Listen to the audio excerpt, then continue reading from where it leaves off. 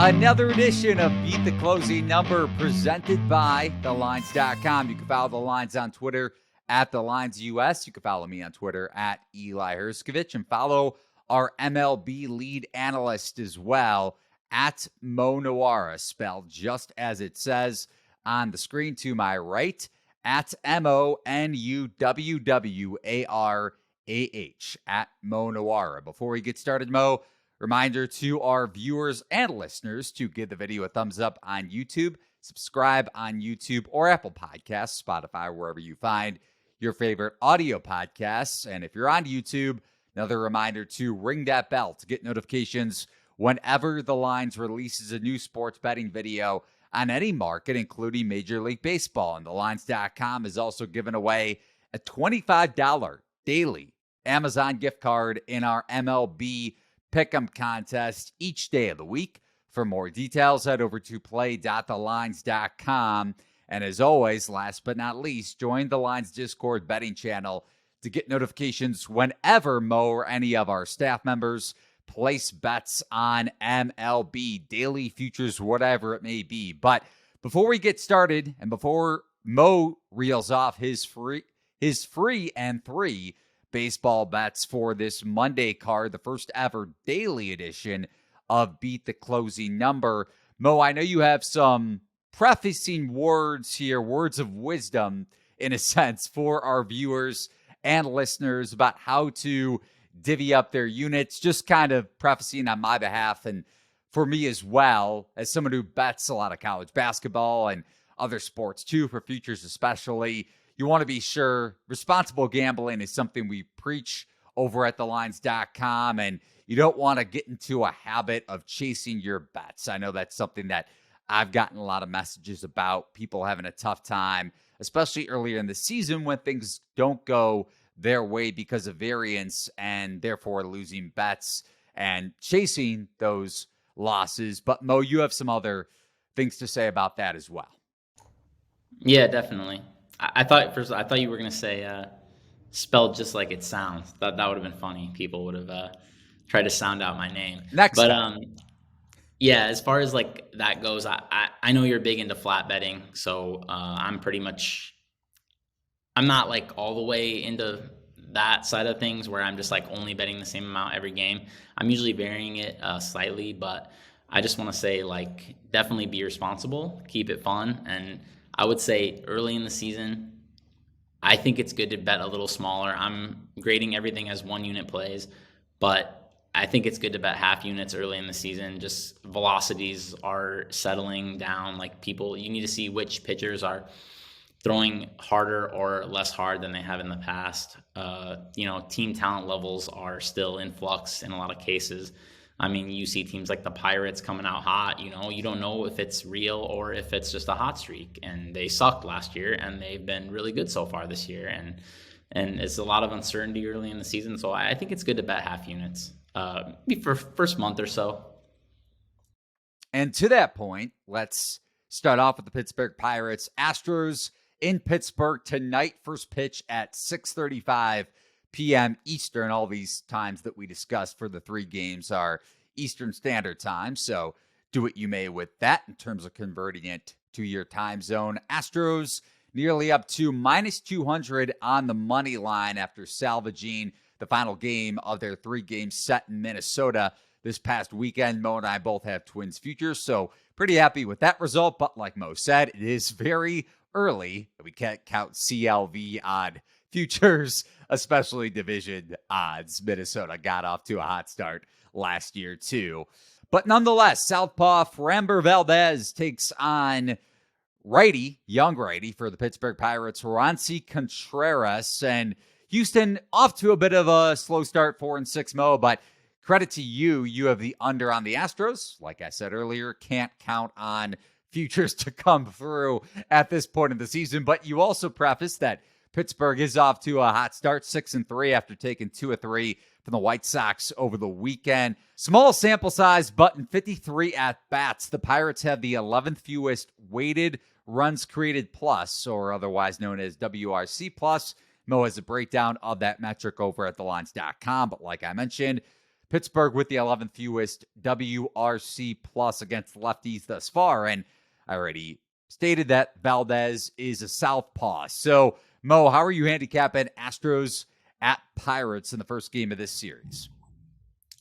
Yeah, this one, I just think I'm a lot higher than the market always on Framber. I think he's just tremendous. And I think because a lot of his talent is in preventing hard hit baseballs, he's a guy who goes a little bit overlooked by the projections because they don't think that basically what he does is super repeatable when he's just making people pound softly hit balls into the ground. But it's multiple seasons of this now, and I think it's very, very real that he's basically an ace.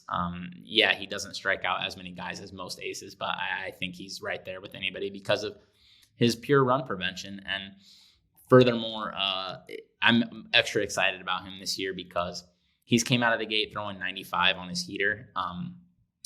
That's not a velocity he's ever really hit in the past. He's usually sitting 92, 93. So this is like a pretty big jump up for him. Last year, 94 was his career best. So if he's even throwing harder and probably missing some more bats while he's still getting all the weak contact he's been getting, that makes me very excited and think he could even honestly be like a true talent below 3 ERA. His called strike plus whiff rate so far in the early going, obviously only a couple of starts, but by quite a bit of career best. He's at 32.4%, and that's, he's usually just a little above league average. This is elite territory. So if he's adding that to his game with getting all these grounders and stuff, I think that any offense is going to have a really tough time. And obviously the Pirates should be a very, very below average offense. They might be just really bad right now. Unfortunately, really tough injury yesterday. O'Neal Cruz broke his ankle. So, yeah, offense even worse on paper now than it was before. So, I just think there's a couple -1. And then the White Sox, on that note, then White Sox catcher Sebi Zavala decided to, I don't know if he's like talking smack to Cruz, but it was pretty, pretty so rough. That was weird. That was like, I think he felt like the guy was trying to take out his legs, maybe. Right. But it was a bad slide, right? It was like not a good slide for anybody involved. Like, not good for Sevi, not good for Cruz, obviously. And just, I think it was unintentional, obviously. The dude wasn't trying to go in there and break his own ankle. But yeah, it created a rough scene out there. But ultimate result of it is maybe the Pirates' best or second best player on the shelf now. And yeah, it's not a team I was excited about anyways, especially their offense. A couple -180s on the board for Houston, and I think that's too low. A lot of the market's like closer to -200, which I thought was a more fair line. In Pittsburgh, right near the top of the NL Central, early, but nonetheless, right near the top of the division with the Milwaukee Brewers. And we touched on that division a bit on our lengthier long-form podcast of Beat the Closing Number with Chris Bennett of Circa Sports, and one team to keep an eye on for later in the season as a buy low opportunity potentially. So go check out Beat the Closing Number with Circa Sports, MLB lead trader Chris Bennett over on Apple, Spotify, or wherever you listen to your favorite podcast. But Mo, over to the second game on your card, MLB card for Monday's slate. Marlins at Phillies, first pitch 5 minutes after Astros at Pirates. So you'll be sweating out some early first pitches here on the Monday night slate. And Marlins are roughly a -130 road favorite in Philly with the defending NL Cy Young Award winner, Sandy Alcantara, taking the mound. And Matt Strahm will be opposing him for the Phillies, former Red Sox reliever, I believe. And Strahm reportedly expected to throw about 70 to 80 pitches in this game. So not necessarily an open area. I think he threw around that mark against the Yankees last week. And speaking of Alcantara, a 1.84 ERA thus far in 2023, despite that 4.90 xFIP. So potential signs of negative regression or negative variance to come. Although, like you mentioned with Valdez, it doesn't necessarily mean that it is going to come to fruition. But just on that note of potential negative regression, he's given up a 1.46 BABIP thus far to opposing lineups. So that kind of insinuates that he's gotten the best of the positive luck early in the season. So how are you going about navigating the handicap for Marlins at Phillies? Yeah, absolutely. 146 BABIP, obviously not going to stay that way the whole season, but still, Sandy, once again, same deal as Framber in a lot of ways. An ace who doesn't project as an ace because the computers think that his balls in play is going to regress a lot. But, I mean, the guy has a 3.08 ERA in 730 career innings when his estimators are all between like 3.7 and 4. I mean, I think it's pretty obvious he's going to outpitch his estimators at this point. Low strikeouts to start the season for sure, but not too concerning in this sort of a sample. And on the other side is where I'm really looking at kind of trying to target Matt Strahm and honestly this Phillies bullpen because they went pretty heavy on their bullpen usage in the last couple of games. So when you have a guy like Strahm who isn't a real starter yet, like he's been a reliever for the last year plus, so they're trying to transition him back into starting. I think he's a solid pitcher. He's a really good reliever. But when you have a guy like that starting and you have a bullpen that was worked pretty heavy the last couple of games, it makes me pretty nervous for their run prevention because I think maybe we'll see Jose Alvarado, and that's like their only top bullpen guy who, from what I read, is probably going to be available in this game. I actually think the Phillies have a decent pen this year, but it's pretty depleted. And like I said, and yeah, I think around 70 pitches for Strahm sounds correct. And Phillies offense not off to a great start. I don't think this is a great offense on paper. I think that the loss of Hoskins and Harper, I mean, so many teeth out of this offense that was so strong last year. And it's just when you have a mediocre offense, I think maybe average at best now and not a great situation on run prevention. We know how bad their defense is. I thought the Marlins should be closer to minus 140 here. I got minus 120. Still a couple lines south of minus 130.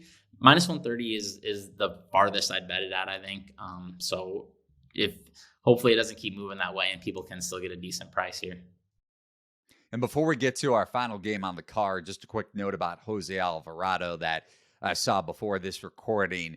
Alvarado leads all relievers across Major League Baseball in FIP, a negative FIP, believe it or not, minus 2.10. Strikeouts as well, 11 strikeouts thus far. Sierra at negative 0.23, and strikeouts per 9 innings. So the guy's been dominant, like you mentioned, but really one of, if not the only dominant reliever so far in this Phillies bullpen, especially when you consider the aging Craig Kimbrell. So over to the final game, Mo, on your betting card. Red Sox at Rays, first pitch, additionally at 6:40 p.m. Eastern, and Tampa Bay as high as minus 159 in the market, I believe, on the money line. And the Rays are off to a red-hot start, 9-0 on the season, undefeated.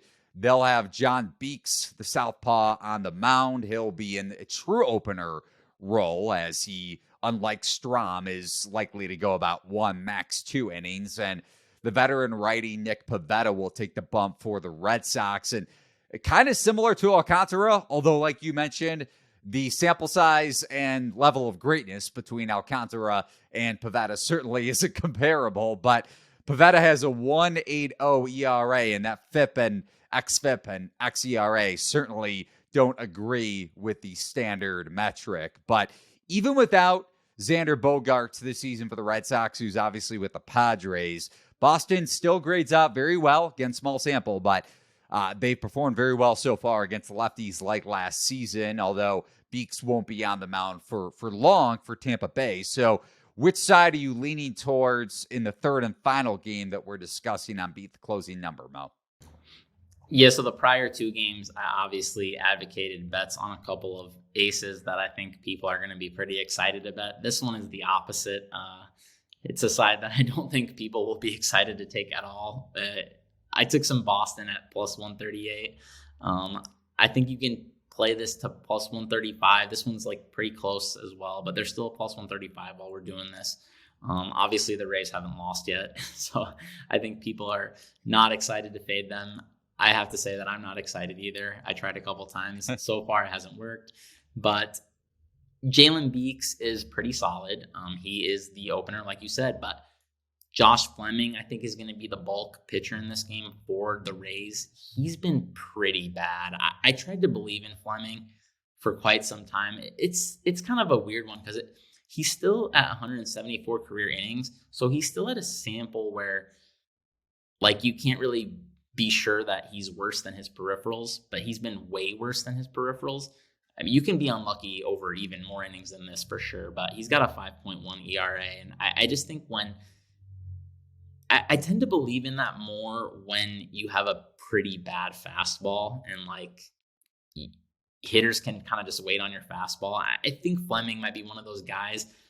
He's throwing 91, 92 at most, I think. And yeah, I just think his fastball gets teed off on a lot. So I think multiple seasons, 90 exit velocity last year. He started at 93 this year. I think he just gets hit harder than he's supposed to. So I don't think the Rays really have a pitching edge in this game. And when they don't have a pitching edge in this game, I don't think their offense is significantly better than Boston's to where they should be minus 160 or whatever they're sitting at. That's just too high for me. And there is a key injury for Boston, I should mention. Adam Duvall, I think he's going to miss some time, it sounded like. I can't recall how he got hurt, but man, he's been smoking hot for them at the plate. I mean, he's been like the best hitter in baseball so far. But this is still a pretty good offense. So I don't think Tampa Bay should be this big of a favorite. Yes, they have not lost, but man, they have not played a major league team yet. Washington, Detroit, and Oakland. So I think it's a little bit inflated, probably just because of that. Those teams have a combined, I think it's 7-21 record, and I think it's for real. We all expected these teams to be very bad at the start of the season. And just to go back to what you mentioned with Duvall, not only does he lead all of baseball in OPS, which is pretty wild for the former Red and Brave, I believe, but he left Sunday's game at Detroit with a left wrist injury in the ninth inning, trying to slide for a diving catch. So worth noting there, as he has been one of the better hitters, one of the better bats in Boston's lineup. But that's going to do it for another edition of Beat the Closing Number, the first ever betting edition for Mo's Betting Card, daily betting card, which you could, of course, find as well in the Lines Discord channel. For the link to that, for our free Discord channel, head over to thelines.com. And also for your shot to win a $25 Amazon gift card in our daily MLB betting contest, head over to play.thelines.com. It is early in the season, so I'm trying to navigate this light behind me reflecting off of the pictures in the background. Mo, I see some shadows as well for you. So we'll make it better. Hopefully, Mo's bets cash. That's the most important thing. And hope you enjoyed another edition of Beat the Closing Number, presented by thelines.com. Thanks for watching and listening. So long, everybody.